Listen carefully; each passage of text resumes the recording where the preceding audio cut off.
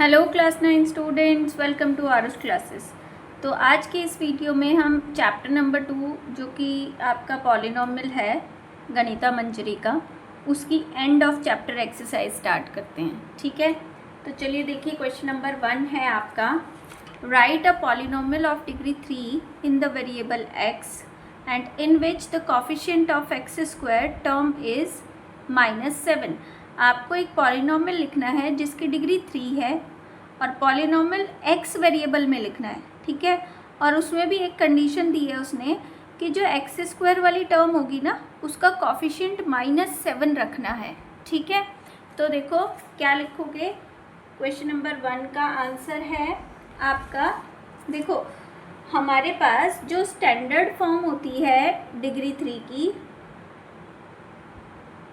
Standard form of a polynomial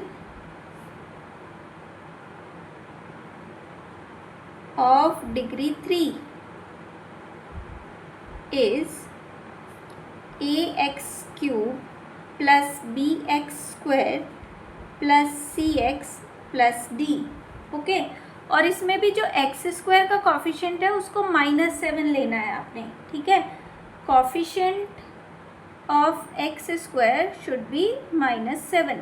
तो आपका answer क्या हो जाएगा, तो पॉलिनॉमियल, आप एक्स क्यूब का कॉफिशिएंट कुछ भी रख सकते हो, आप एक्स का कॉफिशिएंट कुछ भी रख सकते हो, आप डी की वैल्यू कुछ भी रख सकते हो, बट एक्स स्क्वायर का कॉफिशिएंट आपको -7 ही रखना है। ठीक है, तो आप कुछ भी लिख सकते हो, x cube -7x square plus 5x plus 2, सम कुछ भी लिख सकते हो। ठीक है, बट बस इस चीज़ का ध्यान रखना है कि एक्स स्क्वायर का कॉफिशिएंट -7 होना चाहिए और highest power of the variable should be 3, तभी वो आपका क्यूबिक पॉलिनॉमियल कहलाएगा। ठीक है, ये आपका answer. Question number 2, question number 2 है आपका, find the values of the following polynomial at the indicated value of the variables. ठीक है, क्वेश्चन नंबर 2 का फर्स्ट पार्ट है 5x स्क्वायर -3x प्लस 7 और इफ़ x इक्वल टू 1। ठीक है, तो हम कैसे करेंगे आज इसको, देखो बस पॉलिनॉमियल में x की जगह पे आपको 1 पुट कर देना है। ठीक है, तो value of the polynomial is put x is equals to 1, तो 5 इंटू 1 का स्क्वायर -3 इंटू 1 प्लस 7, 1 का स्क्वायर 1 और 5 से 1 की मल्टीप्लाई 5, 3 1 जा 3 प्लस 7। ठीक है, 5 - 3 2 और 2 प्लस 7 9 आपका आंसर। ठीक है, इसी का सेकंड पार्ट देखते हैं। सेकंड पार्ट है 4t cube -t square plus 6 if t is equals to a। तो यहाँ पर आपको क्या करना है, put t is equal to a। ठीक है, तो क्या होगा, 4 t के प्लेस पे a पुट करोगे -a का स्क्वायर प्लस 6, तो 4a की पावर 3 -a स्क्वायर प्लस 6, ये आपका आंसर। ठीक है, now come to question number 3। Question number 3 आपका कहता है, if we multiply a number by 5/2 and add 2/3 to the product we get -7/12, find the number. ठीक है, तो देखो उसने क्या बोला है आपको कोई भी एक नंबर लेना है। क्वेश्चन नंबर 3 हम मान लेते हैं, let the number is x। ठीक है, पहले वो कह रहे हैं कि नंबर में आप 5/2 की मल्टीप्लाई करो। ठीक है, मल्टीप्लाई 5/2 टू द नंबर, तो क्या होगा, x में 5/2 की मल्टीप्लाई कर दोगे आप, तो क्या बन जाएगा 5x/2। फिर ये जो आंसर आया इसमें 2/3 ऐड करना है, ऐड 2/3, तो आपका क्या हो जाएगा, 5x में 5x/2 में 2/3 ऐड कर देना है, देन वी गेट -7/12। तो अकॉर्डिंग टू क्वेश्चन जो ये ऐड करके आया भाई 5x/2 में 2/3 ऐड किया तो हमें क्या मिला, -7/12। ठीक है, अब इस टर्म को आप सिंप्लीफाई करोगे और आंसर लिखोगे। तो हमारा ये आ गया था ना। अब क्या करना है, हमें x की वैल्यू निकालनी है इसको सिंप्लीफाई करके।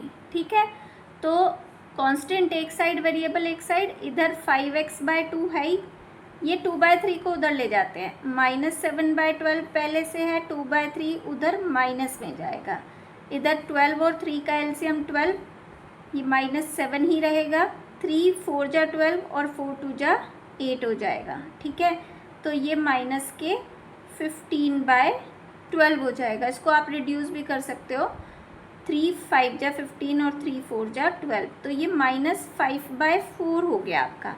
इधर हमारे पास क्या है, 5x/2, इधर क्या है, -5/4। हमें चाहिए x की वैल्यू, तो निकालो 2 मल्टीप्लिकेशन में, 5 डिवाइड में, तो -5 × 2 डिवाइडेड बाय 4 × 5, 5 से 5 कट हो गया, 2 1 जा 2, 2 2 जा 4, तो x की वैल्यू आ गई आपकी -1/2। This is your answer. ठीक है, now come to question number 4। Question number 4 क्या कह रहा है, देखो, a positive number is 5 times the another number. ठीक है, if 21 is added to both the numbers then one of the new number becomes twice the other new number. ठीक है, what are the numbers. ठीक, चलिए देखो कैसे करना है आपको। एक स्मॉलर नंबर मान लेते हैं, let smaller number is equals to x। तो जो लार्जर नंबर होगा ना, वो स्मॉलर नंबर का 5 टाइम्स है, 5x हो जाएगा। फिर वो कह रहा है कि if 21 is added to both the numbers. ठीक है, तो नंबर्स को ऐड करके आपका, इफ़ 21 इज़ एडेड, एक सेकेंड जरा, then one of the new number becomes twice the other new number. Okay, तो अकॉर्डिंग टू क्वेश्चन लिख लेते हैं। ठीक, अगर दोनों नंबर्स में 21 ऐड कर दो, x में भी 21 ऐड कर दो और 5x में भी 21 ऐड कर दो। ठीक है, ओके, तो जो नया नंबर बनेगा ना, ये वाला बड़ा नंबर छोटे वाले नंबर का, छोटे वाला जो नया नंबर बना है उसके ट्वाइस के इक्वल होगा। ठीक है, आपकी स्टेटमेंट ये कहती है कि जो बड़े वाला न्यू नंबर है वो छोटे वाले न्यू नंबर के ट्वाइस के इक्वल होगा। ठीक, अब इसको सिंप्लीफाई करके हमें x की वैल्यू निकालनी है। 2x 2 के अंदर मल्टीप्लाई कर दो, +42 is equals to 5x + 21। 5 variables को एक साइड ले आओ, 2x - 5x और इधर 21 - 42, ये क्या बचेगा आपका, 3x माइनस के। ठीक है, 42 में से 21 माइनस करेंगे, माइनस के 21, माइनस से minus cut, x is equals to 21/3 that is 7। ठीक है, तो x की वैल्यू आ गई आपकी 7। तो स्मॉलर नंबर तो हमारे पास 7 आ गया, और जो बिगर नंबर है वो हमारे पास आ गया 5 × 7 that is 35। Clear, this is your answer. Now come to question number 5। देखो क्वेश्चन नंबर 5 क्या कह रहा है आपका, if you have 800 rupees and you save 250 every month, find the amount you have after 6 months, after 2 years and express this as a linear pattern. Okay, तो हमारे पास जो initial amount है वो है, इनिशियल जो अमाउंट है हमारे पास वो है ₹800। ठीक है, सेविंग्स जो है per month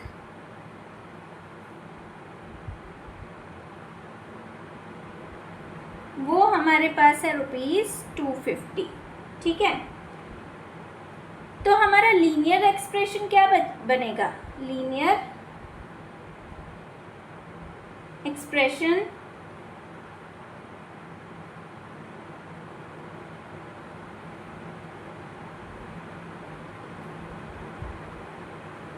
after n months,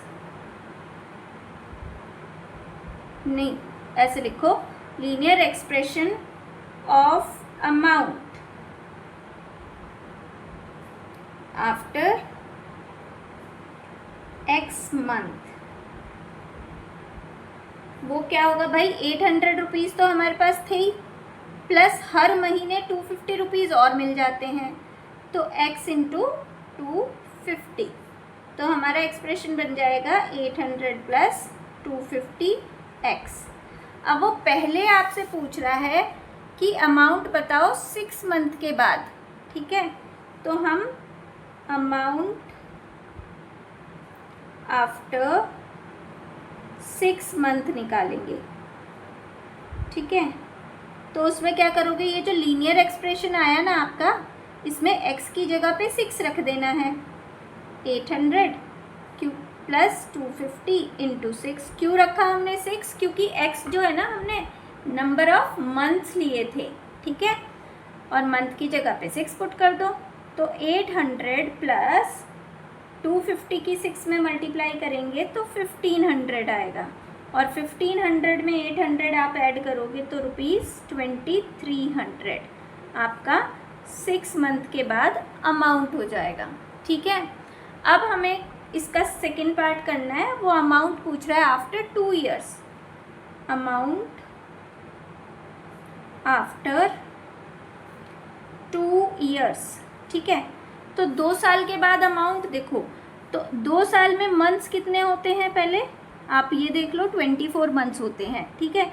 तो एक्सप्रेशन हमारा वही है 800 plus 250 into x, where x is a number of months, तो यहाँ पे x की जगह 2 ईयर्स में हमारे पास कितने मंथ होते हैं, 24 मंथ्स, ठीक है। तो हम क्या करेंगे, ये जो एक्सप्रेशन है उसमें x की जगह पे हमने रख देना है 24 रख दोगे, 24 की जब 250 में मल्टीप्लाई करोगे तो आपका आएगा 6000, ठीक है, और 6000 को ऐड करोगे तो हमारा आंसर आ जाएगा 6800 रुपीज़, ठीक है, clear. Now come to question number 6, और ये इम्पॉर्टेंट क्वेश्चन है आपका, ठीक है, ऐसा क्वेश्चन आ सकता है। The digits of a 2 digit number, देखो क्वेश्चन पढ़ो ध्यान से, है ना, the digits of a 2 digit number is differ by 3, ठीक है। If the digits are interchanged and the resulting number is added to the original number, then we get 143, find both the numbers, ठीक है।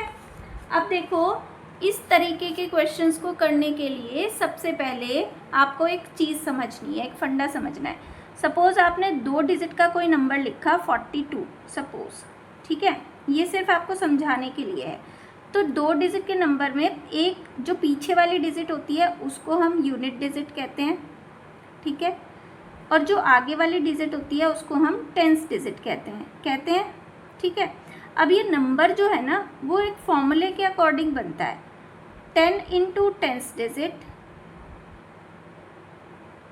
Plus unit digit, ठीक है। देखो check करके देख सकते हो आप, 10 इंटू टेंस डिजिट क्या है 4, प्लस यूनिट डिजिट क्या है 2, 10 4 जा 40 प्लस 2 42, ऐसे ही बना ना नंबर, ठीक है। तो ये 2 डिजिट का नंबर बनाने का एक फॉर्मूला कह दो आप, कि याद रख सकते हो उसको, ठीक, इतना क्लियर है। अब देखो, जब भी 2 डिजिट वाला क्वेश्चन आए तो आपको क्या लेट करना है, आपको एक, क्योंकि 2 डिजिट के नंबर में एक यूनिट डिजिट होती है, एक टेंस डिजिट होती है, तो आपको इन्हीं दोनों को लेट करना है, ठीक है। Let unit digit of a 2 digit number, 2 digit number is equals to x and tens digit is equal to y, ठीक है। फिर आपको एक लाइन लिखनी है, नंबर जो बनेगा आपका, नंबर क्या बनेगा 10 इंटू टेंस डिजिट यानी y plus unit digit x, तो आपका नंबर बन गया 10y + x। एक स्टेटमेंट और लिखनी है, number after reversing the digits. देखो इसका मतलब क्या है कि आपको डिजिट्स को रिवर्स कर देना है। जिस डिजिट को आपने यूनिट लिया था उसको टेंस बना देना है, जिसको टेंस लिया था उसको यूनिट बना देना है। यानी जहाँ पर y है वहाँ पर x पुट कर देना है और जहाँ पर x है वहाँ पर y लिख देना है। तो नंबर क्या बनेगा आपका 10 y की जगह x प्लस x की जगह y। ठीक है, तो ये ओरिजिनल नंबर हुआ और ये डिजिट्स को रिवर्स करने के बाद जो नंबर बना ये वो नंबर हुआ। ठीक है, इतना कर लिया आपने। ओके, अब स्टेटमेंट पढ़ो क्या कहती है। If the digits are interchanged and the resulting number is added to the original number we get 143। ठीक है, जब डिजिट्स को इंटरचेंज किया तो जो नंबर बना उस नंबर को अगर आप ओरिजिनल नंबर में ऐड करते हो तो आपको क्या मिलता है, आपको 143 मिलता है। ठीक है, इसको लिखने से पहले हम केस 1 के अकॉर्डिंग एक इक्वेशन बनाते हैं। केस 1 में उसने बोला था कि the digits of a 2 digit number is differ by 3। भाई डिजिट्स का जो डिफरेंस दिया है ना वो 3 दिया है।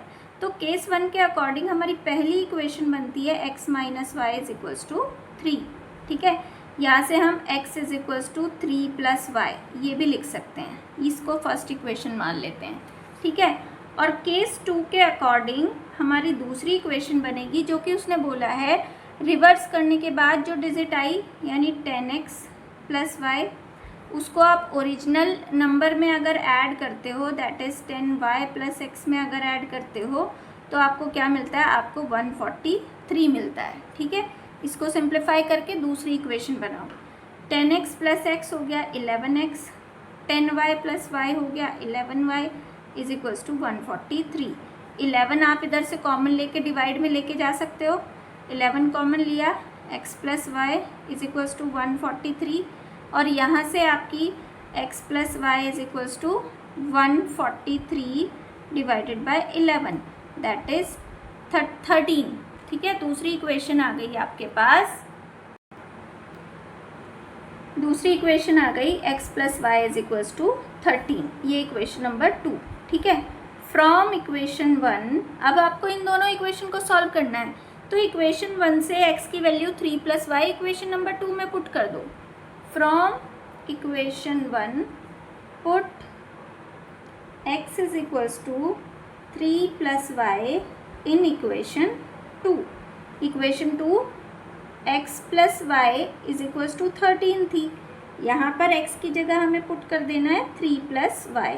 ये y as it is = 13, 3 + 2y = 13 और 2y = 13 - 3, 2y = 10 और y की वैल्यू आ गई आपकी 5।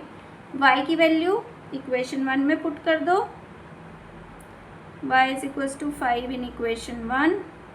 इक्वेशन 1 थी x = 3 + y दैट इज़ 3 + 5 तो 8 आ गई। x की वैल्यू आपकी आ गई 8। x और y दोनों आ गए, आपको नंबर बताना है। नंबर जो था हमारा ओरिजिनल नंबर वो 10y + x था, तो इसमें x y की वैल्यू पुट कर दो। 10 × 5 + 8 ये हो गया आपका 58 और ये आपका आंसर होगा। ठीक है, क्लियर है। देखो उसने आपको फाइंड बोथ द नंबर्स, दोनों नंबर पूछ रहा था। तो पहला नंबर तो ये हो गया, दूसरा नंबर क्या होगा भाई, दूसरा नंबर डिजिट्स। ओके, दोनों नंबर बताने हैं, यानी रिवर्स करने के बाद जो नंबर बना था वो भी बताना है। Number after reversing the digits, the digits, तो बस इसकी डिजिट्स को रिवर्स कर दो। 8 पहले लिख दो, 5 बाद में लिख दो, दूसरा नंबर आपका ये होगा। ठीक है, now move on question number 7। देखो क्वेश्चन नंबर 7 भी आपका इम्पॉर्टेंट क्वेश्चन है। ठीक, देखो क्या कह रहा है, draw the graph of the following equations and identify their slopes and y intercepts, also find the coordinate of the points where these line cut the y axis. ठीक है, देखो स्लोप और वाई इंटरसेप्ट फाइंड करने का एक और तरीका है। ठीक है, वो मैं आपको कराती हूँ, और बाकी इसमें आपको लाइंस को ड्रॉ भी करना है। ठीक है, तो सबसे पहले हम इनका स्लोप और वाई इंटरसेप्ट निकाल लेते हैं, लाइंस को ड्रॉ बाद में करेंगे। ठीक, तो आपको देखो, आपको लाइंस दी है क्वेश्चन नंबर 7 का first part, y is equals to -3x + 4। ठीक है, अब ये जो गिवन लाइन है इसको हम कंपेयर करेंगे, compare with y is equals to mx + c। ठीक है, ये एक स्टैंडर्ड इक्वेशन होती है y is equals to mx + c। इसमें जो x का कॉफिशिएंट होता है m यानी m, ये तो कहलाता है स्लोप। ठीक है, और जो ये b की वैल्यू होती है, सॉरी c की वैल्यू होती है, ये कहलाता है y इंटरसेप्ट, y इंटरसेप्ट। ठीक है, तो अगर कोई भी आपको इक्वेशन दी हो उसको इस फॉर्म में ले आओ, y is equals to mx + c, और फिर डायरेक्ट कंपेयर करके x के कॉफिशिएंट को स्लोप लिख देंगे और कांस्टेंट टर्म को हम y इंटरसेप्ट लिख देंगे। तो पहला पार्ट देखो आपका उसी फॉर्म में है already, y is equals to mx + c की फॉर्म में है। तो compare with y is equals to mx + c, जो स्लोप होगा, स्लोप को हम m से भी डिनोट करते हैं, वो तो हो जाएगा -3, क्योंकि x का कॉफिशिएंट होता है। यहाँ पे लिख दो, मैं आपको लिख देती हूँ ताकि आपको याद रहे, कॉफिशिएंट ऑफ x। ठीक है, और जो y इंटरसेप्ट होगा वो आपका कहलाएगा 4। This is your answer. ठीक है, क्लियर। ऐसे ही सेकंड पार्ट है हमारा 2y is equals to 4x + 7। अब सेकंड पार्ट में देखो, आपका जो स्टैंडर्ड फॉर्म है y is equals to mx + c, ये उस फॉर्म में नहीं है क्योंकि y के साथ अभी 2 भी है। तो आपको इसको 2 को हटाना है। 2 को हटाने के लिए 2 डिवाइड में जाएगा, तो 4x/2 + 7/2 ऐसे लिख सकते हैं ना, दोनों के डिवाइड में ले गए। अब ये y is equals to mx + c की फॉर्म हो गई। अब लिखो compare with y is equals to mx + c। ठीक है, तो स्लोप जो होगा वो तो x का कॉफिशिएंट यानी 4/2 दैट इज़ 2 हो जाएगा। ठीक है, 2 × 2 = 4, और जो y इंटरसेप्ट होगा वो कांस्टेंट टर्म यानी 7/2 हो जाएगी। This is your answer. Clear. तो थर्ड पार्ट पे आते हैं। थर्ड पार्ट है हमारा 5y is equals to 6x - 10। Third part है 5y is equals to 6x + 10। तो इसको भी पहले स्टैंडर्ड फॉर्म में ले आते हैं। स्टैंडर्ड फॉर्म है हमारी y इज इक्वल्स टू 5 दोनों के नीचे डिवाइड में आएगा, 6/5x + 10/5। ठीक है, अब इसको कंपेयर कर दो आप, compare with y is equals to mx + c। ठीक है, तो जो m यानी कॉफिशिएंट ऑफ x होगा वो तो स्लोप हो जाएगा, स्लोप इज इक्वल्स टू 6/5, और y इंटरसेप्ट जो कांस्टेंट टर्म है दैट इज 10/5, या आप इसको 2 भी कह सकते हो। क्लियर, ये आपका answer. Fourth part last, 3y is equals to 6x -11। तो पहले स्टैंडर्ड फॉर्म में लेकर आओ, 3 को डिवाइड में ले आते हैं, 6/3x - 11/3। ठीक है, compare with y is equals to mx + c। तो स्लोप जो हो गया वो तो 6/3 दैट इज 2 हो गया, और y इंटरसेप्ट वो -11/3 हो गया। This is your answer. Clear? Now come to question number 8। Question number 8 क्या कहता है, देखो, if the temperature of a liquid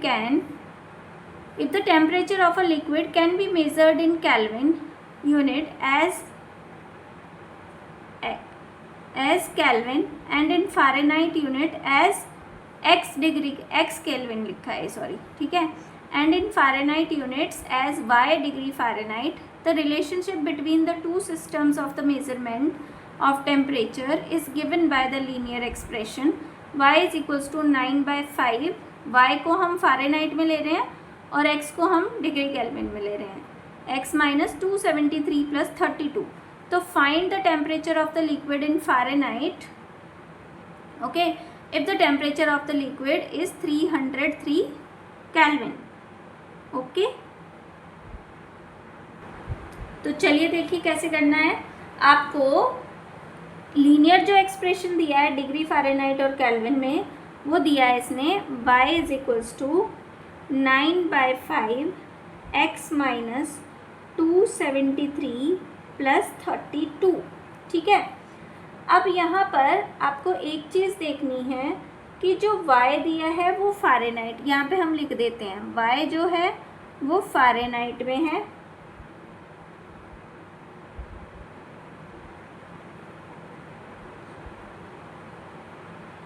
और जो x है वो केल्विन है, ठीक है। अब इसके फर्स्ट पार्ट में उसने x दिया है आपको 303 केल्विन और आपको y निकालना है, ठीक है। तो जहाँ ये जो रिलेशनशिप है इसमें x की जगह 313 पुट कर दो, ठीक है। तो आपका y जो हो जाएगा वो 9/5, x के प्लेस पे हम 313 पुट करेंगे, -273 और +32। तो 9/5, 313 में से 273 आप माइनस करोगे 0, यहाँ पे 11 में से 7 माइनस करोगे तो 40 हो जाएगा, और +32, 5 से 8 टाइम्स कट जाएगा, 9 8 जा 72 + 32। तो y की वैल्यू आ जाएगी 104 डिग्री फ़ारेनहाइट। ये आपका पहले पार्ट का आंसर, ठीक है। अब सेकंड पार्ट पे आते हैं। सेकंड पार्ट में वो कह रहा है आपसे कि if the temperature is 158 degree Fahrenheit, अगर अब टेम्परेचर 158 डिग्री फ़ारेनहाइट है, इस केस में उसने y की वैल्यू आपको दी है 158 डिग्री फ़ारेनहाइट और वो x की वैल्यू आपसे पूछ रहा है, ठीक है। तो इक्वेशन तो आपकी लीनियर एक्सप्रेशन वही है, y is equals to 9/5 x - 273 + 32, ठीक है। तो इस बार आपकी बार y की जगह पे 158 पुट कर देना है, 9/5 x को आपने एज इट इज़ रखना है -273 और +32, ठीक है। तो सबसे पहले 32 को इधर लाओगे, 158 - 32 is equals to 9/5 x - 273, minus करो जी, 8 - 2 6, 5 - 3 2, 126, 5 ऊपर ले जाओगे मल्टीप्लाई में और 9 ले आओगे नीचे डिवाइड में, और इधर x - 273 बचेगा, ठीक है। 9 से कट करके देखो आप, 9 से कट हो जाएगा, 9 1 जा 9, कितने बचे 3, और 9 4 जा 36, ठीक है। और 14 5 जा आपके होते हैं 70, तो 70 इज इक्वल्स टू x - 273, 273 को भी इधर ले आओ, तो x इज इक्वल्स टू आपका 70 + 273 दैट इज़ 343, x की वैल्यू आ जाएगी, और ये आई है आपकी केल्विन में, तो डिग्री केल्विन, ठीक है। तो x की भी वैल्यू आ गई और y की भी वैल्यू आ गई, ठीक है, क्लियर। अब चलते हैं क्वेश्चन नंबर 9 पर। क्वेश्चन नंबर 9 देखो क्या कह रहा है आपका, the work done by a body on the application of a constant force is the product of the constant force and the distance traveled by the body in the direction of force. Express this in the form of linear equation in two variables, जो जिसमें variables भी उसने आपको बताए हैं. Work को आपको W से रिप्रेजेंट करना है, डिस्टेंस को आपको D से रिप्रेजेंट करना है. And draw it's graph by taking the constant force 3 unit. ठीक है. फिर what is the work done when the distance traveled is 2 unit और verify it by plotting it on the graph. मतलब आपको graph भी draw करना है और आपको इसके वैल्यू भी निकालनी है. ठीक है. तो पहले हम वैल्यू निकाल लेते हैं. ग्राफ में आपको सभी क्वेश्चंस के एक साथ ड्रॉ करके बता देती हूँ. ठीक है, बताऊँगी. तो देखो, आपको क्वेश्चन में इसने बोला है कि जो वर्क डन है वो फोर्स इनटू डिस्टेंस होता है.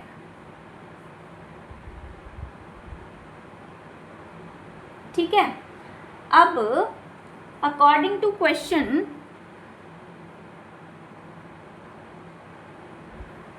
वर्क डन जो उसने बोला है उसको हमने W लेना है और डिस्टेंस को हमने D लेना है. ठीक. फोर्स भी उसने दिया है, कांस्टेंट फोर्स को हमने 3 यूनिट लेना है और इसके बेसिस पे आपको एक इक्वेशन बनानी है. ठीक है. तो लीनियर एक्सप्रेशन क्या हो जाएगा, इन सब जगह उसकी वैल्यू पुट कर दो.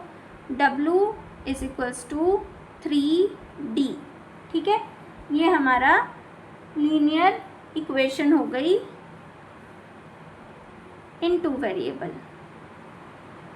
Linear equation in 2 variable. Clear. आगे क्या करना है आपको, देखो उसने पहला केस दिया है इफ़ डिस्टेंस जो है वो 2 यूनिट हो, तो देन आपको वर्क डन बताना है कितना है. तो ये जो एक्सप्रेशन आया है इसमें डिस्टेंस की जगह 2 रख दो. तो 3 × 2 दैट इज 6 यूनिट. ठीक है. ओके. अब आपको ग्राफ प्लॉट करना है और ग्राफ से वेरीफाई भी करना है. ठीक है. तो ग्राफ हम अभी प्लॉट करते हैं. तो देखिए ग्राफ कैसे ड्रॉ करना है. हमारे पास इक्वेशन है W = 3D. ठीक है. तो D को हम x एक्सिस पर ले लेते हैं. लिख लो यहाँ पे, D को हमने x एक्सिस पर लिया और W को हमने y एक्सिस पर लिया. ठीक है. इसके कोई भी 2 पॉइंट निकाल लो. ठीक. यहाँ पे मैं आपको पॉइंट निकाल के बता देती हूँ. D को मैंने x एक्सिस पर लिया है और W को मैंने y एक्सिस पर लिया है. तो देखो D की तो आपकी इक्वेशन बन जाएगी y = 3x. ठीक. अब x की जगह अगर मैं 0 पुट करती हूँ तो y की वैल्यू कितनी आएगी, 3. ठीक. x की वैल्यू अगर मैं 2 पुट करती हूँ तो y की वैल्यू कितनी आएगी, 6. एक और वैल्यू रख दो. x की जगह अगर 1 पुट करते हैं तो y की वैल्यू कितनी आएगी, 3. तो इन पॉइंट्स के बेसिस पे हम अब ग्राफ खींच लेते हैं पहले इसका. ठीक है. ये 1 2 3 4 5 -1 -2 -3 1 2 3 4 5. ठीक है. अब देखो 6 भी लिख लेते हैं, है ना, क्योंकि हमारा 6 भी पॉइंट आया है. अब हमारा 0 पर तो है 3, तो 0 पर 3 पहला पॉइंट आ गया ये. ठीक. 2 पर 6 दूसरा पॉइंट आ गया. इस बिल्कुल ठीक आपको ग्राफ खींचना है परपेंडिकुलर लाइन के को ध्यान में रखते हुए. जब आप ग्राफ पे बनाओगे तो कोई दिक्कत ही नहीं आएगा. ठीक है. 2 पर 6 ये पॉइंट हो गया. ठीक है. तीसरा पॉइंट है हमारा 1 पर 3.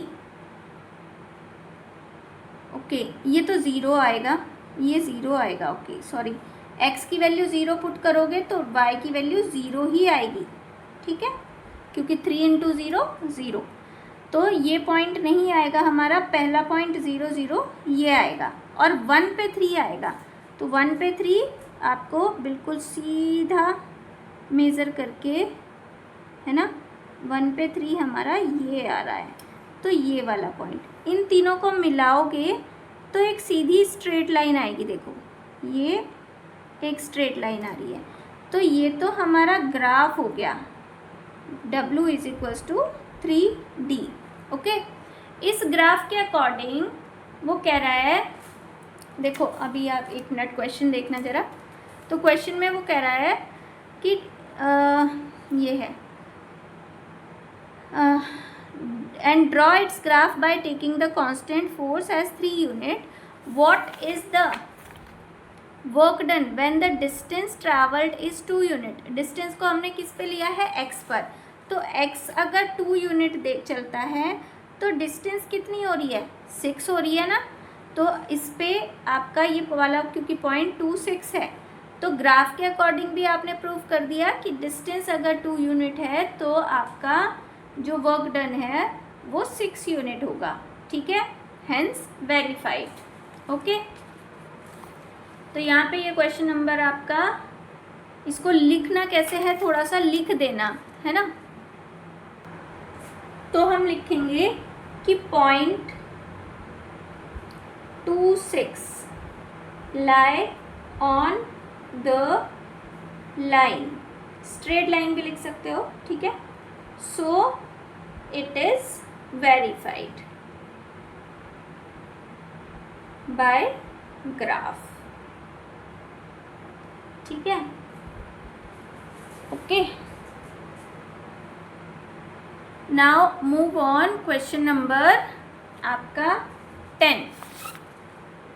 क्वेश्चन नंबर 10 है the graph of linear polynomial px passes through the point 1, 5 and 3, 1। तो find the polynomial of px। ठीक है, और find the coordinates where the graph of px cut the x axis.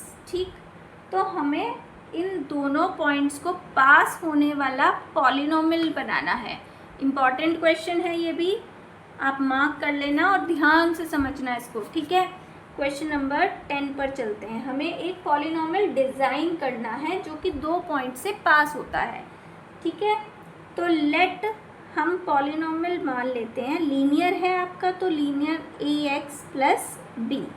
ठीक, अब उसने कहा कि ये जो ग्राफ है ये 2 पॉइंट से पास होता है।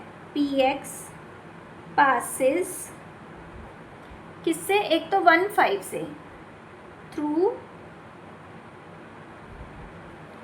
1 and 5। ठीक है, अगर ये 1, 5 से पास होता है तो आप इसमें ये px ना लेके आप इसको y ले लो। ठीक है, y ले लेते हैं इसको। ठीक, तो हम इसमें अगर ये 1, 5 से पास होता है तो पुट x = 1 एंड y = 5, या px को 5 ले लो। ठीक है, अगर हम इस px ही ले रहे हो इसको आप, तो पुट x = 1 एंड px = 5। अब जब आप इसमें पुट करोगे y की जगह 5 और x की जगह 1, a × 1 + b, तो आपकी a b में एक इक्वेशन आएगी। ठीक है, वो आ गई 5 = a + b, पहली इक्वेशन। अब ये दूसरे से भी पास होता है पॉइंट से, since px pass through 3 and 11। ठीक है, तो आप y की जगह पे 11 और x की जगह पे 3 पुट कर दो, तो पुट y = 11 एंड x = 3। तो जब हम पुट करेंगे तो ये 3a + b = 11, ये आपकी दूसरी इक्वेशन बन जाएगी। ठीक है, अब दोनों इक्वेशन से आप b की वैल्यू निकालो। इससे जो b की वैल्यू आएगी वो क्या आएगी, 5 - a, और इससे b की वैल्यू आएगी 11 - 3a। ठीक है, तो दोनों से b की वैल्यू निकाल के इक्वल पुट कर दो। ठीक, from equation 1 and 2 by equating the values of b। तो एक से है 5 - a, दूसरे से है 11 - 3a, वेरिएबल्स और कांस्टेंट को एक साइड लेकर जाओगे तो 5 - 11 is equals to -3a plus a। 5 में से 11 माइनस का 6, 3a में से a तो माइनस का 2a, माइनस से माइनस कैंसिल और a की वैल्यू 6/2 3 आ गई। ठीक है, a की वैल्यू 3 आ गई, पहली इक्वेशन में पुट कर दो, पुट इन इक्वेशन 1। तो b की वैल्यू 5 - 3 दैट इज़ 2 आ जाएगी। तो b की वैल्यू आ गई आपकी 2। a और b दोनों की वैल्यू आ गई, आप पहली इक्वेशन में पुट कर दो। ठीक है, तो आपका जो ग्राफ होगा ना वो क्या बनेगा, सॉरी पॉलिनॉमियल जो बनेगा, पुट इन इक्वेशन 1। इक्वेशन 1 नहीं, आप इसको a ले लेते हैं। ठीक है, ये जो p of x is equals to ax plus b लिया था आपने, इसको a ले लेते हैं, y या p ऑफ x लिख लो इसको। ठीक, तो p ऑफ x में पुट करेंगे, पुट इन इक्वेशन a, है ना। तो ये थी p of x is equals to ax plus b। तो a की वैल्यू हमारी 3 आई और b की वैल्यू आपकी 2 आई। तो ये आपका एक पॉलिनॉमियल डिज़ाइन हो गया। ठीक है, क्लियर। तो फर्स्ट पार्ट में तो वो पॉलिनॉमियल ही पूछ रहा था आपसे। दूसरे पार्ट में find the coordinate where the graph P X cut the axis, कि ये एक्स एक्सिस को कितने पॉइंट पर कट करेगा, वाई एक्सिस और एक्स एक्सिस का इंटरसेप्ट पूछ रहा है। ठीक है, तो देखो अगर ये वाई एक्सिस को कट करता है, सेकेंड पार्ट ध्यान से समझना, कोऑर्डिनेट्स निकालने हैं आपको where graph cuts the axis. ठीक है, तो to find Y axis, Y वाला कट अगर निकालना है, यानी वाई इंटरसेप्ट निकालना है कि वाई एक्सिस को किस पॉइंट पे कट करता है, वो उसको हम वाई इंटरसेप्ट बोलते हैं। टू फाइंड वाई इंटरसेप्ट हम पुट x की जगह पे 0 पुट कर देंगे, क्योंकि आपको पता है, देखो अगर y एक्सिस पे कोई पॉइंट होगा, सपोज ये लाइन है, इसने y एक्सिस को इस पॉइंट पे काटा, तो अगर y एक्सिस पे कोई पॉइंट होता है तो उसमें x की वैल्यू 0 होती है। तो अगर आप पॉलिनॉमियल में x की जगह पे 0 पुट कर दोगे, p ऑफ x पॉलिनॉमियल है आपका 3x प्लस 2, इसमें x की जगह पे 0 पुट कर दोगे 3 × 0 + 2, तो आपका क्या आएगा, y इंटरसेप्ट मिलेगा आपको, वो मिलेगा आपको 2। ठीक है, तो आपका y इंटरसेप्ट जो है वो 2 है। या कोऑर्डिनेट अगर पूछे, coordinate of a point where graph cut y axis, तो वो होंगे x की जगह पे 0 और y की जगह पे 2। ठीक है, अब to find x intercept,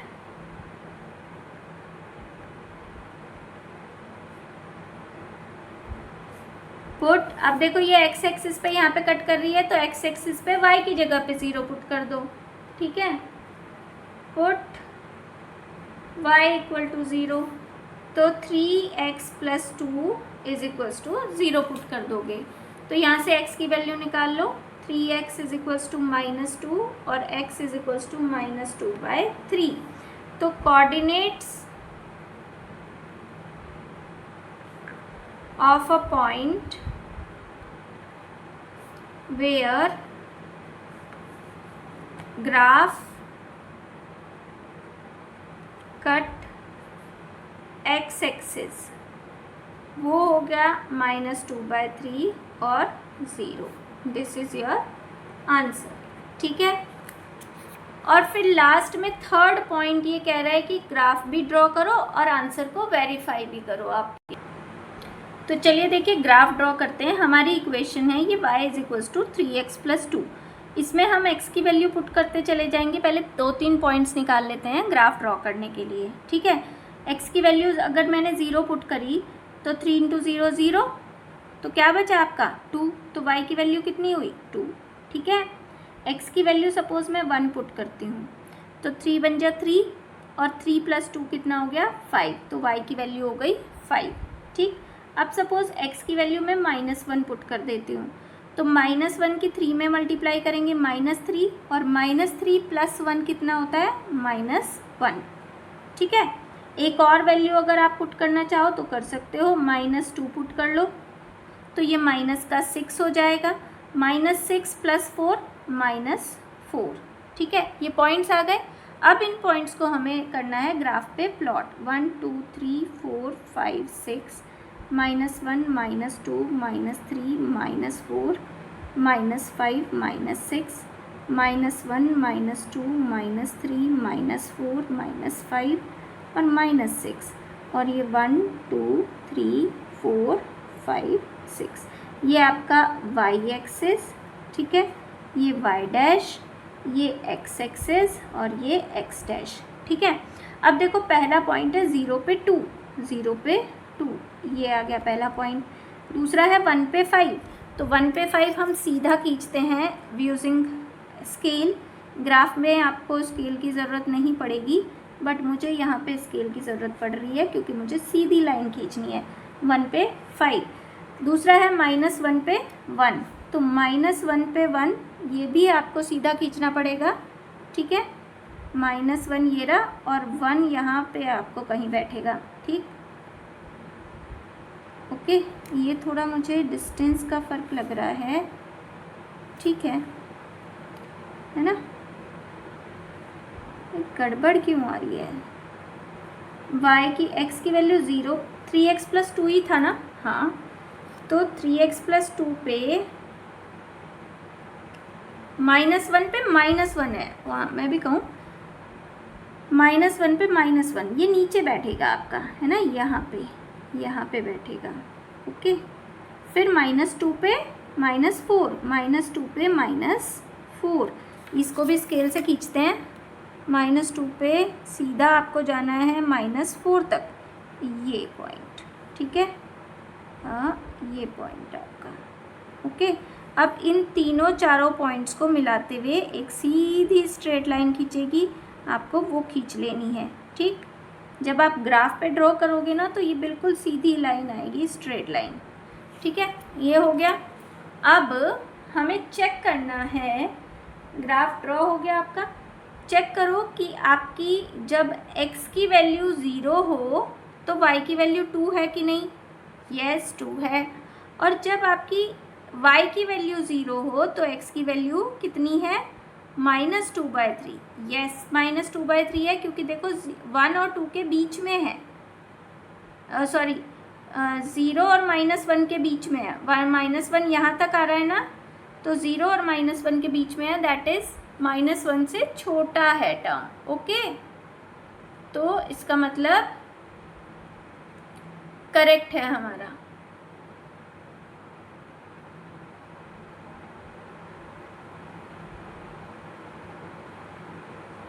okay. चलिए नाउ यहाँ पे आपका ये question, now move on question number 11। Question number 11 क्या है, देखो आपका एक पॉलिनोमियल दिया है p of x is equals to ax plus B, ठीक है, और आपका दूसरा पॉलिनोमियल दिया है q of x is equals to cx plus D.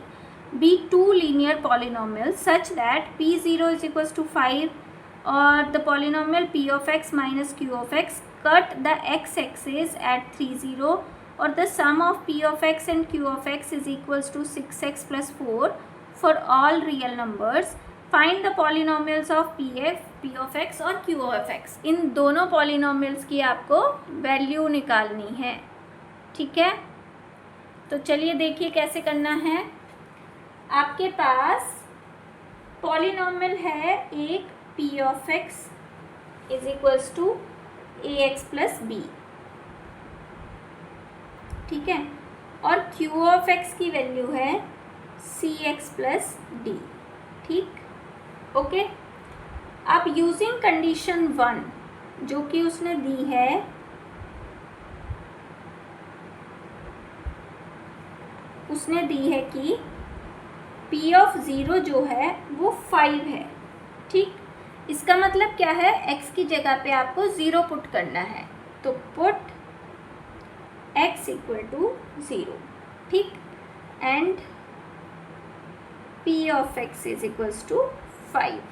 ठीक है, तो फर्स्ट में पुट करो, ax plus b is equals to P of x था, तो a into 0 plus b is equals to 5। तो यहाँ से b की वैल्यू आ गई आपकी 5। ठीक है, तो P ऑफ x आपका क्या बन गया, ax प्लस 5, हमने b की जगह 5 पुट कर दिया। ठीक है, ऐसे ही हम c ऑफ x में भी पुट करते हैं, q ऑफ x में भी पुट करते हैं। ठीक है, तो q ऑफ x जो है वो भी आपका 5 है ना, तो q ऑफ x में भी अगर पुट करोगे, cx प्लस d था, तो पुट नहीं, q ऑफ x में नहीं पुट करना क्योंकि उसने p0 ही दिया है, इसमें नहीं करेंगे। ठीक है, ये p ऑफ x आ गया। ठीक, अब उसने कहा है कंडीशन 3 यूजिंग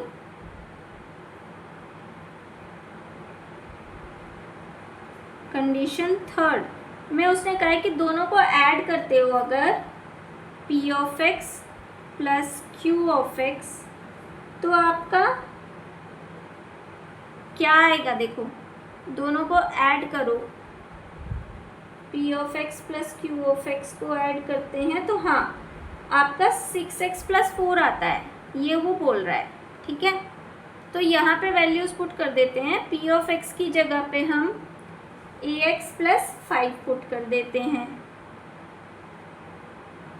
और इसको cx प्लस d ही रहने देते हैं, is equals to 6x plus 4 हो जाएगा। ओके, अब इसमें लीनियर वेरिएबल और कांस्टेंट को अगर एक साथ रखोगे तो ax plus cx plus 5 plus d is equals to 6x plus 4 रख सकती हूँ मैं।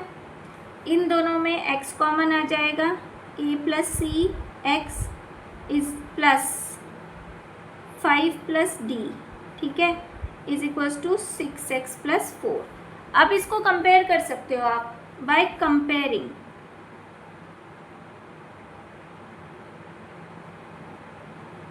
तो x के कॉफिशिएंट आपस में कंपेयर करने हैं, कांस्टेंट टर्म्स आपस में कंपेयर करनी है।